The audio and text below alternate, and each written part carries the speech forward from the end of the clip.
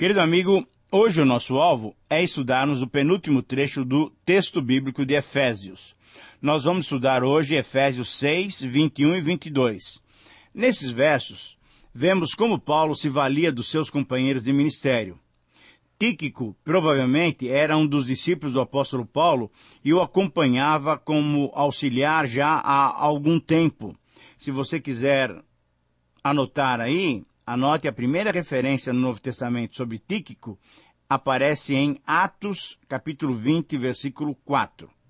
Certamente, Tíquico tinha ouvido falar de Paulo, tinha se convertido, estava agora acompanhando a Paulo, e Tíquico, como um companheiro de Paulo, tinha ouvido Paulo ditar essa carta que ele mesmo deveria entregar aos Efésios. Você lembra do contexto? Provavelmente Paulo está preso em Roma. Nessa cidade, ele fica 2 anos na sua casa alugada, mas está preso sempre a um soldado. E nesta casa ele escreve as cartas aos Efésios, aos Filipenses, aos Colossenses e a Filemon. É dessa ocasião que surge também uma igreja lá no palácio do imperador, motivada pela conversão de vários soldados que ficavam guardando Paulo na sua casa. Portanto, ao invés de ele ficar parado, chorando, revoltado contra essa situação, contra essa circunstância, Paulo agiu ministerialmente e por isso mesmo estamos estudando uma carta que ele escreveu nessa ocasião. E Tíquico certamente tinha ouvido Paulo ditar essa carta para o seu amanuense. Depois, ele pediria também que aqueles irmãos de Éfeso trocassem essa carta, emprestando-a para uma outra igreja, para receberem a carta enviada a outra igreja para lê-la e estudá-la posteriormente. Certamente Tíquico tinha ouvido Paulo ditar ao seu amanuense todo o conteúdo e, especificamente, as orientações sobre a batalha espiritual a que todos os cristãos estão submetidos. E assim como nós, provavelmente ele tinha aprendido algumas verdades que devemos recordar para também estarmos atentos e realizarmos a contento as tarefas ministeriais que Deus nos pedir. Tíquico aprendeu e nós devemos aprender que, primeiro, necessitamos entender a natureza da nossa batalha. Ela é espiritual. Os nossos inimigos, aqueles adversários espirituais, não são seres humanos. Por pior que você esteja envolvido com pessoas, elas não são os seus inimigos. Os nossos inimigos são os demônios. São os ministros de Satanás que procuram dominar todos os seres humanos. Tem muita gente que luta como se estivesse numa briga de rua. Não sabe quem é o inimigo e bate em qualquer um que estiver na sua frente. Não podemos, querido amigo, não podemos lutar dessa maneira, pois temos um inimigo sagaz e cheio de estratégias e artimanhas para enfrentar-nos. Em segundo lugar, então, necessitamos também buscar a capacitação para a luta espiritual. E essa capacitação tem uma fonte certa. A nossa força para enfrentarmos esse terrível inimigo espiritual deve ser buscada no Senhor. Se a luta é espiritual, e se o nosso Senhor já está assentado nos lugares celestiais, é lógico que o nosso fortalecimento deve ser buscado no Senhor Jesus, o nosso comandante. O Senhor Jesus é quem nos reveste de poder, concedendo-nos a sua armadura. Muitos cristãos querem demonstrar força sustentando-se em sua sabedoria e conhecimento da palavra. E tantos outros querem demonstrar força por terem uma vida cheia de experiências. Sinto muito, mas estão enganados um e outro. Para essa luta, só podemos nos fortalecer no Senhor e na força do seu poder. Em terceiro lugar, necessitamos admitir que somente quando usarmos as armas corretas dadas pelo Senhor, aí sim nós venceremos essa batalha. uma vez que a guerra contra o mal já foi vencida pelo nosso comandante, as batalhas que enfrentamos no dia a dia, isso é, nos dias maus, podem ser vencidas desde que usemos as armas colocadas à nossa disposição. Devemos, então, nos cingir com a verdade, devemos nos proteger com a couraça da justiça, devemos calçar o evangelho da paz, devemos usar bem o escudo da fé contra as setas inflamadas do inimigo, devemos usar o capacete da salvação protegendo-nos mentalmente, devemos desembainhar a espada do Espírito, que é a palavra de Deus, e certamente devemos usar o recurso da oração como aquele complemento eficiente da nossa luta contra o mal. Querido amigo, é dessa maneira que nós nos fortalecemos e é dessa maneira é que podemos vencer as batalhas. Então, com certeza, Tíquico aprendeu essas lições e vivia dessa maneira. E por isso mesmo Paulo o considerou como um irmão amado em relação a ele mesmo, um fiel ministro em relação ao Senhor. E com certeza ele era também um dispenseiro fiel em relação aos irmãos a quem servia. Nesse texto de Efésios 6, 21 e 22, Paulo nos mostra que ele enviou Tíquico com o objetivo de confortar e encorajar os irmãos com notícias a seu respeito. Paulo descreve Tíquico de uma maneira carinhosa, demonstrando que ele era um cristão que vivia uma vida digna da vocação para a qual tinha sido chamado. Para maiores informações sobre o trabalho desse homem de Deus, os outros textos que devemos consultar, então se você quiser anotar aí, eu vou relacionar aonde o nome de Tíquico aparece no Novo Testamento. Atos capítulo 20, versículos 1 a 6, 2 Timóteo 4, 12, Tito 3, 12 e Colossenses 4, 7 a 9. Esses são os textos bíblicos que nos dão alguma pista, nos dão alguma orientação sobre quem é esse homem que Paulo entendeu como responsável, como alguém sério, que poderia então levar essa carta para a igreja dos Efésios. Vamos ler esses versículos para nos inteirarmos do conteúdo e aí sim podemos aprender as suas lições. Diz assim a palavra de Deus. Então, eu estou lendo Efésios 6, 21 e 22. E para que saibais também a meu respeito e o que faço, de tudo vos informará Tíquico, o irmão amado e fiel ministro do Senhor. Versículo 22. Foi para isso que eu vou-lo enviei, para que saibais a nosso respeito e ele console o vosso coração. Querido amigo, após essas considerações iniciais e após a leitura desses versículos, o título que eu proponho para o nosso estudo, então, é As Características de um Cristão Exemplar. Eu repito, as características de um cristão exemplar. Efésios 6, 21 e 22. Certamente, Tíquico tinha ouvido essas palavras do apóstolo Paulo, que depois seriam escritas para Timóteo. Eu sou grato para com aquele que me fortaleceu, Cristo Jesus, nosso Senhor, que me considerou fiel, designando-me para o ministério. Paulo escreveria isso depois para Timóteo, na primeira carta, capítulo 1, versículo 12. E creio que não só no coração de Paulo havia essa gratidão, mas no coração de todos nós que somos ministros do Senhor, existe essa gratidão pela consideração com que, pela graça, o Senhor nos chamou para proclamar a mensagem do Evangelho. Certamente, Tíquico, que sentia ser um homem chamado por Deus, ele se sentia também agradecido. Por quê? Porque ele estava sendo considerado fiel por Deus, que o chamara para o ministério. Mas ele era considerado fiel também pelo apóstolo Paulo, que o colocou em atividade ministerial. Na verdade, podemos dizer que, primeiro, no coração daquele que é chamado por Deus e vocacionado para o ministério, existe gratidão pelo chamado. Segundo, no coração do vocacionado também existe a certeza da missio Dei, isso é, a missão como derivada da própria natureza de Deus.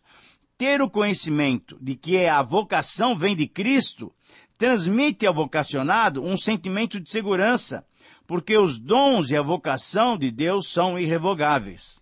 Assim como Paulo foi considerado digno de confiança, Tíquico também agora gozava desse mesmo privilégio. Em terceiro lugar, além disso, no coração do vocacionado, ou da vocacionada, logicamente, existe a consciência de que há um ministério a ser cumprido. Tíquico, que estava com Paulo em Roma, sabia que tinha um serviço para realizar que exigia muita responsabilidade.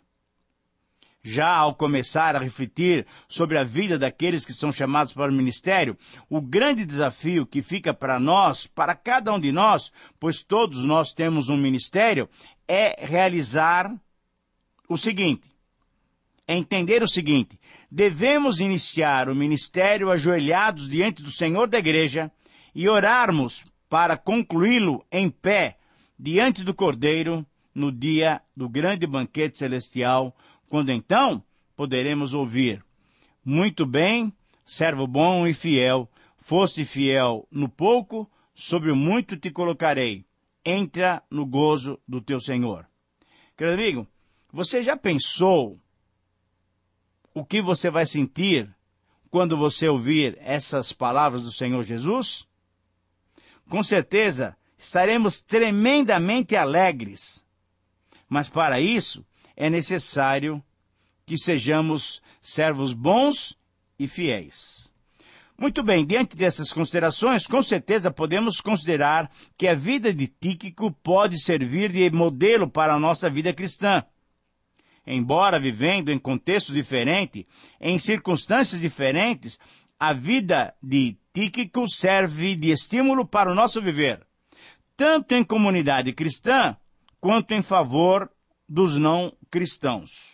Normalmente, quando estudamos os personagens do Novo Testamento, encontramos cristãos que se destacaram de modo a terem seus nomes para sempre lembrados como exemplos de vidas piedosas colocadas a serviço do Senhor. Certamente nos lembramos desses grandes homens, por exemplo, de Paulo, o apóstolo designado para evangelizar os gentios. Nos lembramos também de Pedro, o apóstolo que negou, mas que foi perdoado pelo Senhor Jesus e foi encarregado pelo próprio Senhor Jesus de apacentar as suas ovelhas. Ah, mas um outro nome que nós não esquecemos, nós lembramos também de João, o discípulo amado que foi transformado de filho de trovão em apóstolo do amor. Certamente nos lembramos também de Tiago, apelidado Joelho de Camelo pela prática da oração. Ele, o meio-irmão de Jesus, depois de ver o ressurreto, conforme Paulo nos diz lá em 1 Coríntios 15, 7, e então de ser convertido, esse Tiago tornou-se o líder da igreja de Jerusalém. Então são esses os grandes nomes que nós nos lembramos dos personagens do Novo Testamento.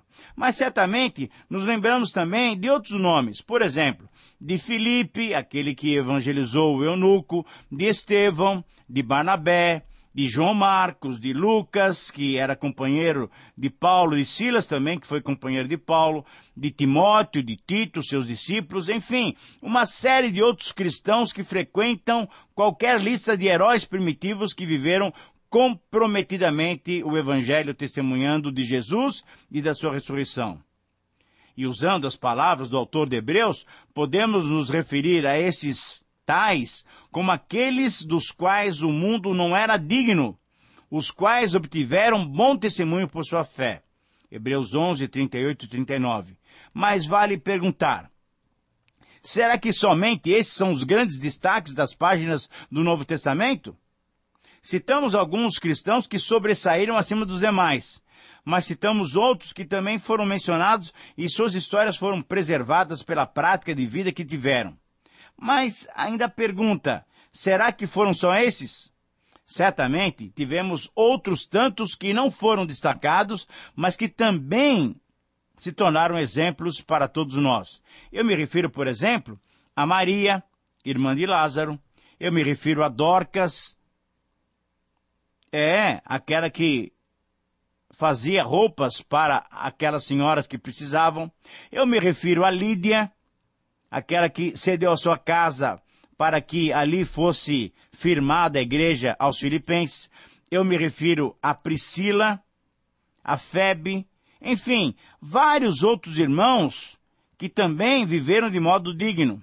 E dentre esses cristãos que não foram destacados, certamente temos o nome de Tíquico, um amado irmão do apóstolo Paulo, um fiel ministro do Senhor, que foi enviado pelo apóstolo não apenas como mensageiro e transportador das cartas, tanto à igreja de Éfeso quanto à igreja de Colossos, mas ele era um fiel companheiro que podia consolar os corações daquelas comunidades, levando notícias do apóstolo Paulo e do progresso do evangelho.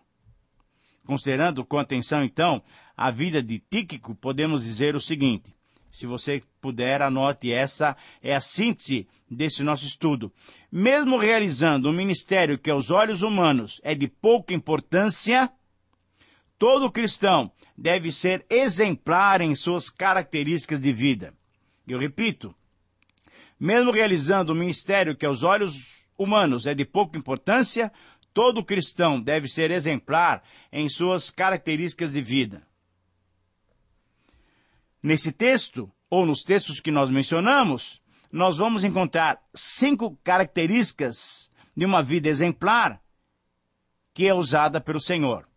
Em primeiro lugar, o cristão exemplar caracteriza-se por ser um irmão de fé. Ele era um irmão gentio, mas em Cristo essa barreira tinha sido completamente superada. Ele era um irmão representante das igrejas gentias, que levou junto com Paulo as ofertas para os cristãos necessitados de Jerusalém. Ele era um irmão interessado nos outros, pois foi com Paulo a Jerusalém para servir aos necessitados. Em segundo lugar, o cristão exemplar caracteriza-se por ser amado. Então, em primeiro lugar, por ser um irmão de fé e agora por ser uma pessoa amada. Isso é, Tíquico foi um companheiro de Paulo na sua primeira prisão em Roma. Ele foi o portador das cartas de Paulo aos Efésios e aos Colossenses. E assim serviu não apenas a Paulo, mas serviu aos irmãos que ele nem conhecia. Ele foi um homem de uma equipe transcultural, pois viajou com irmãos da Ásia, da Bereia, de Tessalônica, de Derbe. Enfim, essa participação numa equipe de diferentes demonstra também a sua capacidade de viver sem preconceitos. Por isso, essa segunda característica diz que um irmão de vida exemplar é um irmão amado. Em terceiro lugar, o cristão exemplar caracteriza-se por ser um fiel ministro. Como fiel ministro, sabe o que ele fez? Ele conduziu Onésimo, aquele ex-prisioneiro, ao seu retorno a Colossos e apresentou a Filemão. Tíquico estava conduzindo um ex-prisioneiro para devolvê-lo ao seu antigo patrão. Como fiel ministro, ele transmitiu as notícias sobre a situação de Paulo em Roma. Como fiel ministro, ele sabia que servia o Senhor e não aos homens. Em quarto lugar, o cristão exemplar caracteriza-se por ser um transmissor confiável. Paulo confiou não só as ofertas, mas também o testemunho de Onésimo e também as informações a seu respeito a esse homem, a esse cristão exemplar Tíquico. E em quinto e último lugar, o cristão exemplar caracteriza-se por ser um consolador. Então, a vida de Tíquico não foi apenas considerada como importante porque ele trabalhou como um correio, como um Sedex. Não, ele teve um ministério de consolação, de confortar as igrejas, dando notícias do apóstolo Paulo, encorajando essas igrejas a continuarem trabalhando, evangelizando, pregando o evangelho do Senhor. Querido amigo, a minha oração é que você se torne, no seu ministério, seja ele importante ou não, um cristão exemplar. Que o Senhor te abençoe. Um grande abraço e até o nosso próximo programa, que será o último programa em Efésios.